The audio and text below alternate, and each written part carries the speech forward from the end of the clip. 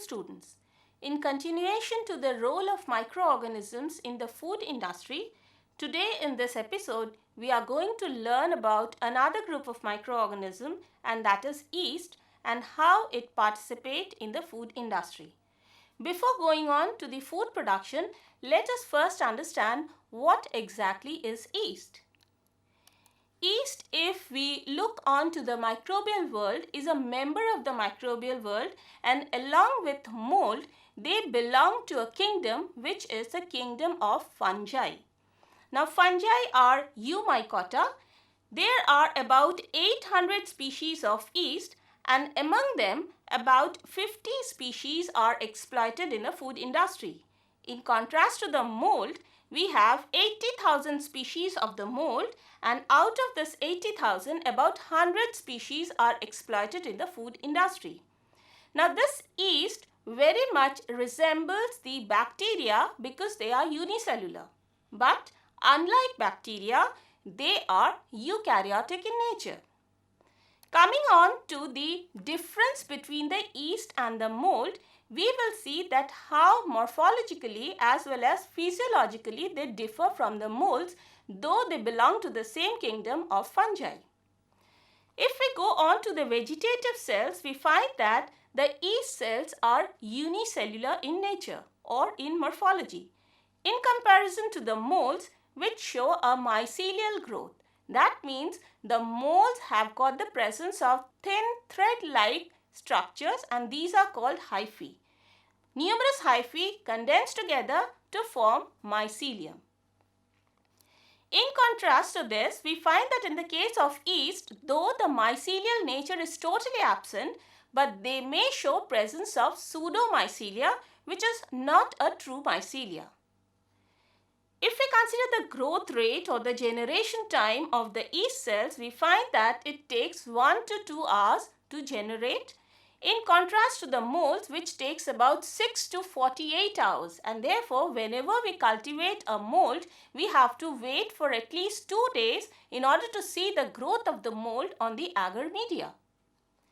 Comparing the metabolism, we find that the yeast are facultative aerobes or facultative anaerobes, while the molds are totally aerobic in nature.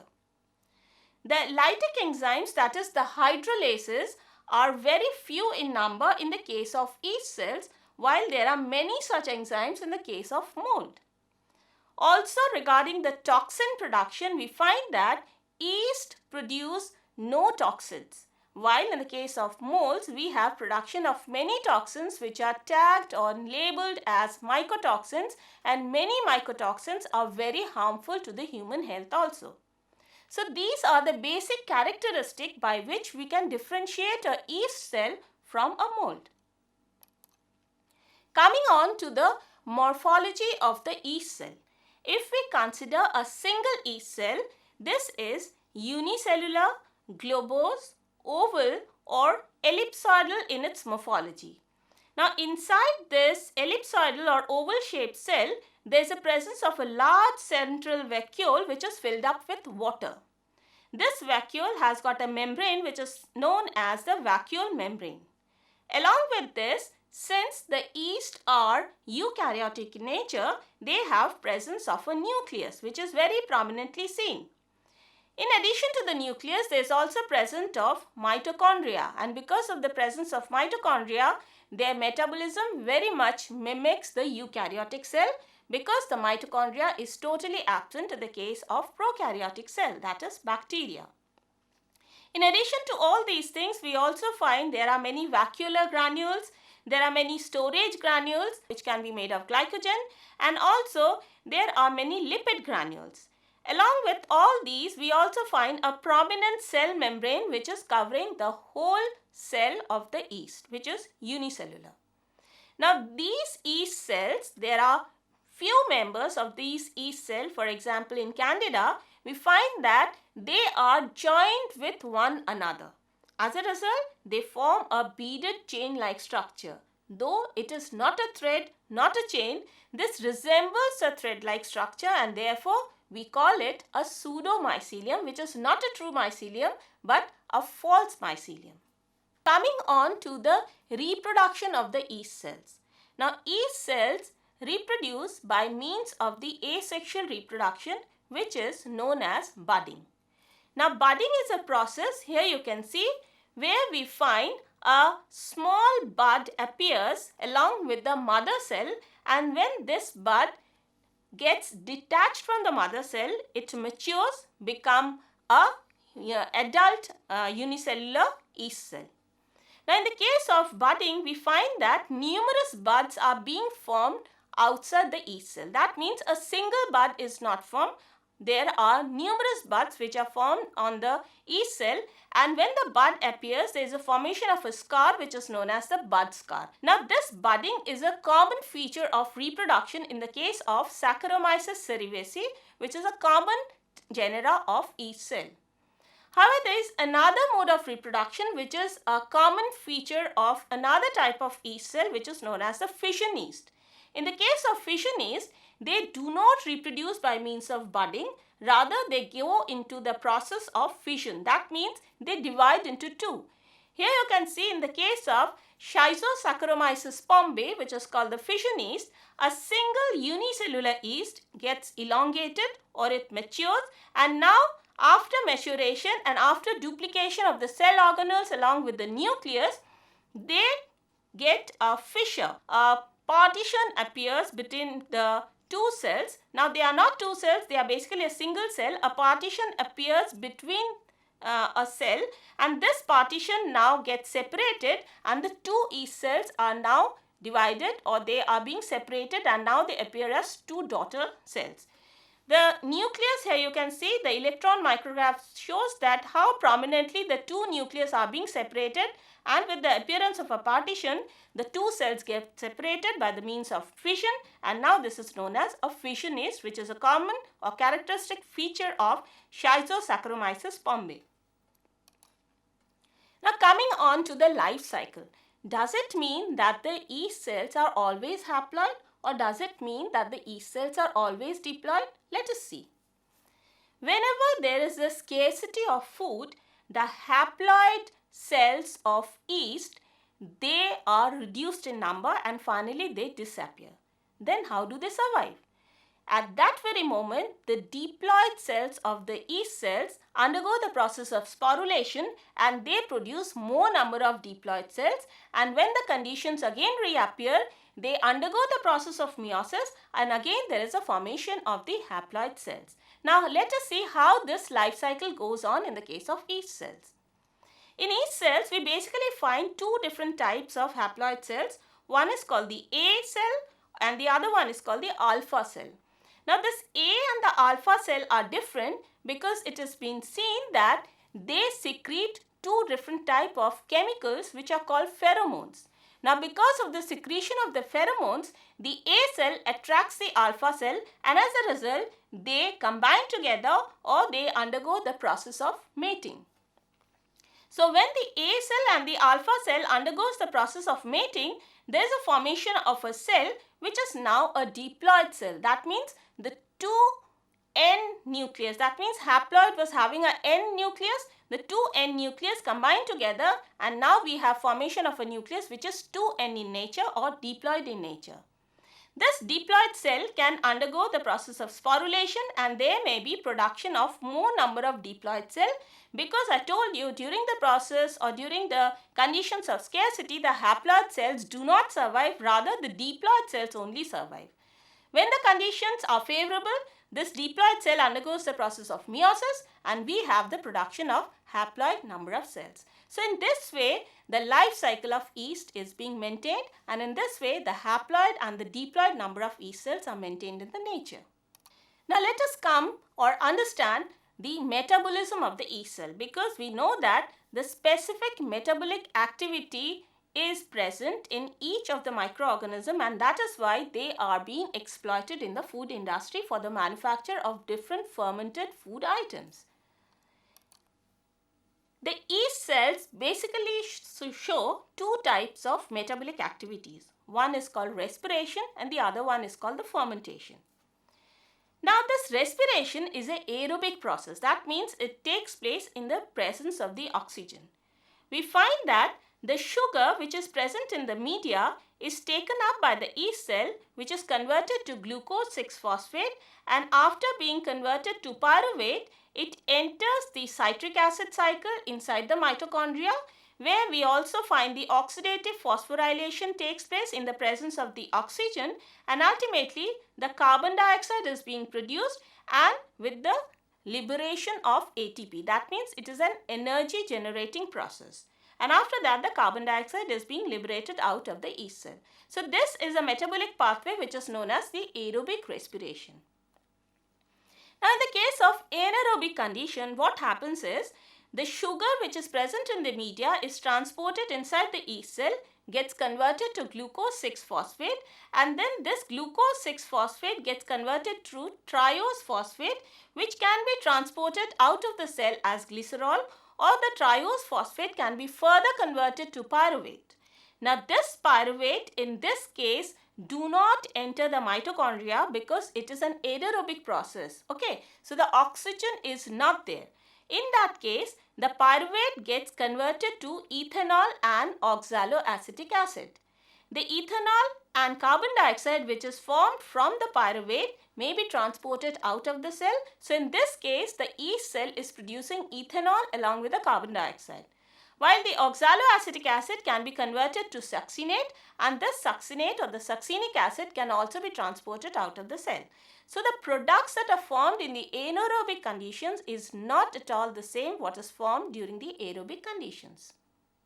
The yeast cells, during the conversion of glucose 6-phosphate to glycerophosphate, we can find that there may be production of histidine, there may be production of phenylalanine, tyrosine and tryptophan. When the pyruvate is being formed from glucose 6-phosphate, this pyruvate and acetyl-CoA may also act as the precursor for the synthesis of alanine, valine, leucine, etc. The acetyl-CoA now gets converted to alpha-ketoglutarate and then to oxaloacetate, and during this process we find that there is production of numerous amino acids like glutamic acid, glutamine, arginine, proline, aspartic acid, asparagine, threonine, methionine and lysine.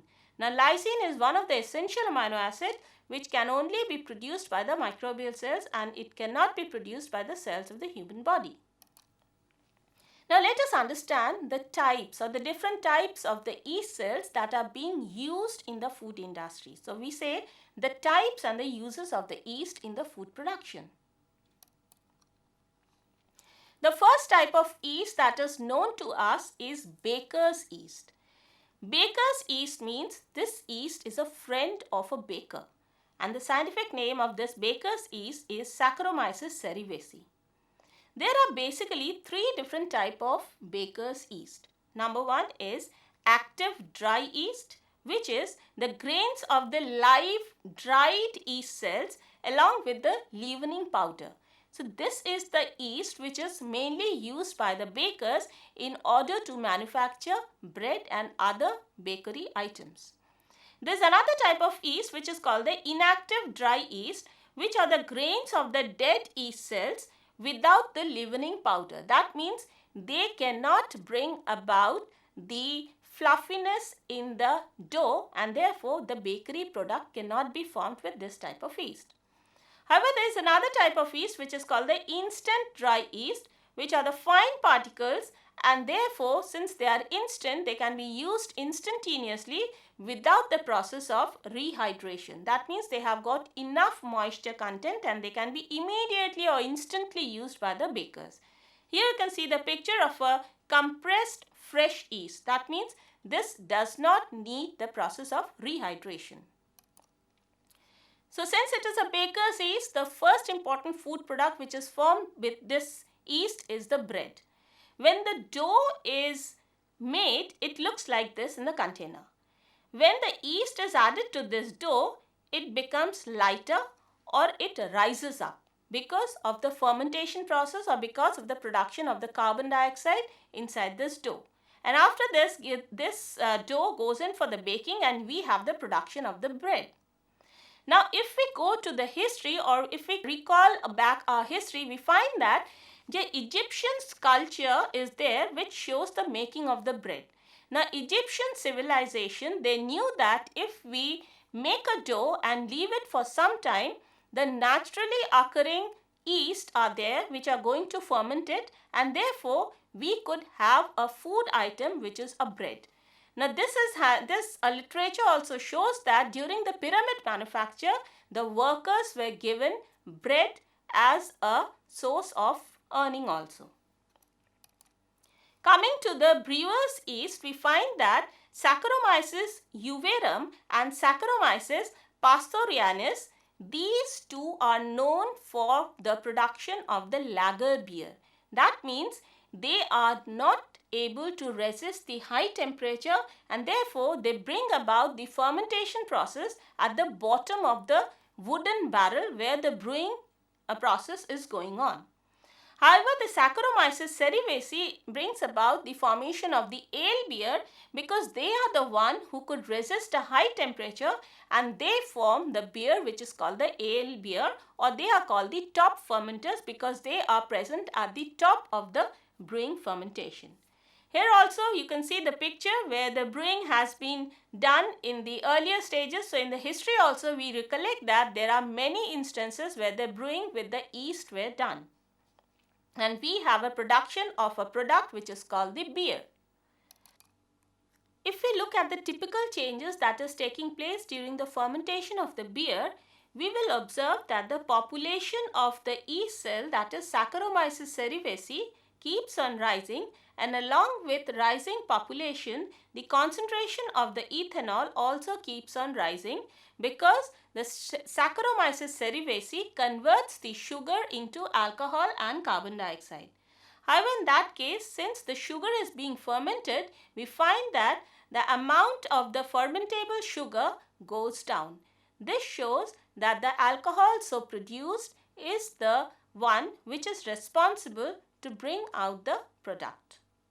Another type of yeast known to us is nutritional brewer's yeast. Now, nutritional brewer's yeast is nothing but Saccharomyces cerevisiae, the inactive yeast, where we find the dead yeast cells are there without any leavening powder. That means they cannot bring about the process of baking, or they cannot make the dough lighter and fluffer. And therefore, as a result of this, these cells are the one which are obtained after the brewing process is over. They are the leftover cells, but since they are the excellent source of B vitamin, calcium, phosphorus, potassium, magnesium, copper, ferrous, zinc, manganese and chromium. All these can be used for the medicinal purpose, and therefore these dead yeast cells which are there after the brewing process is over can be consumed. It is also a good source of proteins, carbohydrates, fats, vitamins, minerals and essential amino acids like lysine. And therefore, these yeasts are also used for the treatment of diabetes, for the regulation of the insulin levels, and can be used in patients who have got a loss of appetite, who are having a chronic ache, or who are suffering from an acute diarrhea. Another category of yeast is the wine yeast. As the name goes on, these yeast variety are used for the production of the wine. Now, all these species of Saccharomyces, beginning from Saccharomyces cerevisiae to Saccharomyces euverum, oviformis, Carlsbergensis, all these species of Saccharomyces are used for the production of wine. Then what are the factors which are responsible for the different colors of the wine?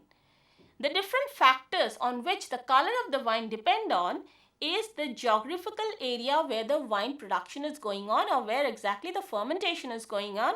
Also the climate, the type of grapes that are being used as a raw material, the desirable organoleptic quality of the product also decides that which strain of Saccharomyces has to be used for the wine production. The organoleptic quality of the wine means the taste of the wine, the aroma of the wine, the color of the wine, and the presence of tannin and the glycerol that is there in the wine. So all this gives a particular taste, aroma and the color to the wine, and that depends upon the type of Saccharomyces that will be used for the wine production. Going on to another variety of the yeast, and this is called the distiller's yeast. Now why distillers? Because this type of yeast is used for the manufacture of many distilled products. Now, distilled products here I mean the products like brandy, the products like rum, whiskey, tequila. So all these are the distilled products, and therefore the yeast referred here is called the distiller's yeast. Now there are certain conditions, there are certain limitations or characteristic features which are present in this yeast cells. We call them the prerequisites for the production of the fine quality distillation products. Now what are these characteristic features? Number one is these yeast should produce low amount of foam. If more foaming is there, the distilled product will not be a fine quality product. Then they should have a high stress tolerance.